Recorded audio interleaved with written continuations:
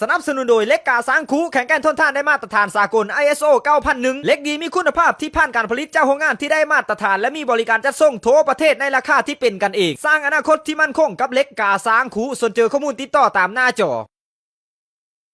สบายดีพี่พ่อเสน็จโซนี้มาฟังข่าวพุทธไทยนิวส์แบบเยอะหายเวอร์ชันในยุคที่เทคโนโลยีนำโลกโง่มนุษย์ได้วิวัฒนาการสู่ความทันสมัยตั้งแต่ยังน้อยอินเทอร์เน็ตได้กลายเป็นปัจจัยที่5ของการดำรงชีวิตของโง่มนุษย์ไสยศาสตร์ไปแล้วเฮ็ดให้ในหลายประเทศที่เขาเจริญทางความคิดแล้วคิดหาวิธีให้อินเทอร์เน็ตไวขึ้นและราคามันถูกลงเพื่อความสะดวกสบายในการสื่อสารการเข้าถึงข้อมูลข่าวสารที่จำเป็นและการศึกษาที่ให้เทคเพื่อพัฒนาบุคลากรให้มีความรู้ความสามารถเทียบทันประเทศอื่นนั่นคือความสำคัญของอินเทอร์เน็ตที่เจ้าโลกต่างหูกันดีคิดบ้างแม่ว่าก่อนหน้านี้30 ปีนะพ่อแม่เฮาเขายังจีบกันผ่านจอหม้อพร้อมแคปชั่นสุดฮิตติดหน้าซองยิ้มก้อนอ่านตะบานก้อนเปิดที่เหลือพวกนั้นในยุคนั้นมีว่าจะเป็นความฮักความสัมพันธ์แบบพี่น้องที่อยู่ห่างกันก็เป็นความลำบากที่มีอาจจะปฏิเสธได้แต่มื้อนี้ Facebook ได้เฮ็ดให้โลกทั้งโลกอยู่เพียงปลายนิ้วทุกคนสามารถทำรู้ข้อมูลข่าวสารที่เป็นประโยชน์แก่ชีวิตได้เพียงคลิกเดียวพี่น้องที่อยู่ไกลกันคนละซีกโลกก็สามารถเห็นหน้ากันได้แบบเรียลไทม์เห็นชีวิตการเป็นอยู่ของกันและกันได้เพียงแค่แอดเฟซหรือฟอลโล่และคุณประโยชน์ที่มหาศาลหลายอย่างที่โมดมนุษย์รู้จักกันดีแต่เป็นพี่เหลือประเทศลาวเขาคือย่างโซนทางกับอีหลายประเทศที่เขากำลังพัฒนาระบบการสื่อสารเฮือก้าวหน้า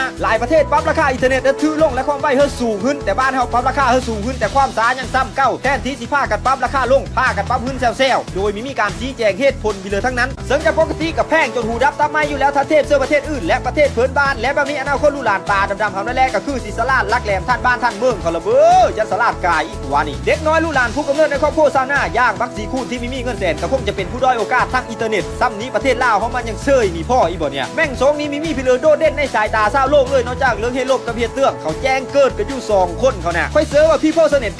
99.99% ก็เดิดฮ้อนตามๆกันกับการขึ้นราคาในเธอนี้แต่เฮ็ดพี่เหลือมีได้ค่อยก็เลยจะฟ้าคราวนี้ถึงท่านรัฐมนตรีกระทรวงการที่เกี่ยวข้องกรุณามารับฟังและเอาปัญหานี้ไปพิจารณาเฮสู่ผู้ค้าแน่นี่คือเสียงของทุกจากประชาชนชาวเน็ตก็จากนี้ถ้าเพิ่มมีเหลืองกับเจ้าพ่อผู้ไทยคือคอยน่ะมันต้องอยู่ประเทศลาวเนี่ยอย่างแน่นอนเพราะค่าน้ำกับแพงค่าไฟกับแพงค่าอินเทอร์เน็ตกับแพงแถมซาจักกะย้อนแบบนี้มีจักคนลาวเขาจังมีท่านโลกเขาจักเกินน่ะคิดบ้างแหมตั้งแต่ปี1969น่ะเนลอัมสตรองลูกหลานฝรั่งดังโง่ขึ้นไปเยียบดวงจันทร์เป็นคนทับอิฐของโลกกับยานอพอลโล11เพื่อสำรวจดวงดาวที่อยู่ใกล้เคียงโลกมนุษย์แต่นี่เนี่ยมันปี2017แล้วลูกหลานคนลาวเฮาน่ะไปฮอดซิเลยในสูงสุดแม่นปลายมะพร้าวมีได้สำรวจแบ่พี่เด้อดอกมันปีนขึ้นไปหาสัญญาณ 3G ขึ้นไปขึ้นมาแล้วค่อยกับอิจฉาพวกที่เฮิร์นอยู่แคมป์ของที่เขาสามารถใช้อินเทอร์เน็ตเครือข่ายของประเทศไทยทั้งไวทั้งแห้งทั้งถือกว่ามือนึงกูต้องย้ายไปอยู่แคมป์ของมันได้ขอครอบเจอ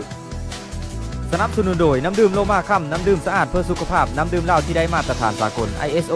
2000เพราะสุขภาพที่ดีของทานคือความภูมิใจของพวกเฮา